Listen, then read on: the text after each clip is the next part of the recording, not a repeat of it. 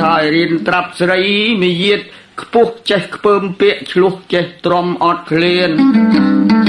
ចេះស្លូតចេះកាចចេះខ្លាចចេះហ៊ានចេះខ្មាស់អៀនកាចមានបញ្ញា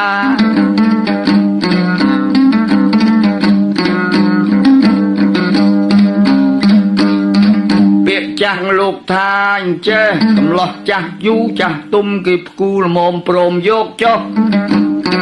អានឹងពាក្យបដៅស្រីស្រីដែរទេរកស៊ីមានបានសុខសាន្តឥតឆ្លោះចម្រើនរូបរស់អាយុយឺនយូរកុំយកប្តីប្អូនថោករាសីខ្លួនរកស៊ីមិនធូរអេ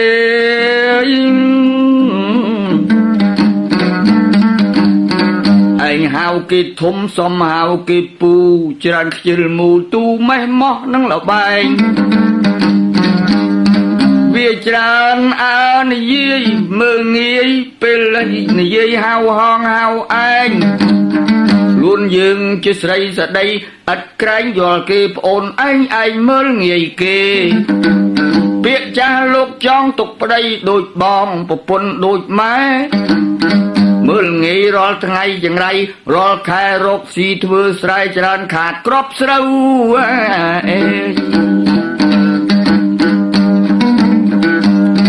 ពាក្យចាស់លោកចង់ប្រពន្ធដូចបងទុកប្តីដូចឪយើងកុំប្រមាថប្រតិបត្តិឲ្យត្រូវរាសីគង់នៅទេពប្រាក់លោករសាម្យ៉ាងទៀតជាតិស្ត្រីដែលមានប្តីកុំបណ្ដោយស្រីខ្លះមកយាតធ្លោយផ្អែកគំនិតលើប្រុសប្តីទៅស្រែបាត់សូនដេកអោបកូនក្រចុះដីអើយចំោះយកដៃឈ្លីហាមាត់ស្ងាបមួយចំអាមថ្ងៃរះទើបក្រកឡើងធ្វើសងម៉ងភ្នែកឲ្យរហាមពាត់ខ្លួនងាកងេមងាមខ្ជិលលុបមុខធ្វើកញ្ញោះអង្គុយមាត់ចិនដើរស្ងាបបណ្ដាអូសគូតចោគំនិតមិនមានប្រុសតែមាត់ប៉ិនជេឆ្លោះណាស់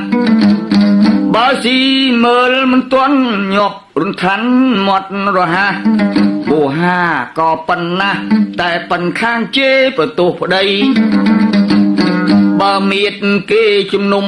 ឬប្រជុំពីរឿងអ្វី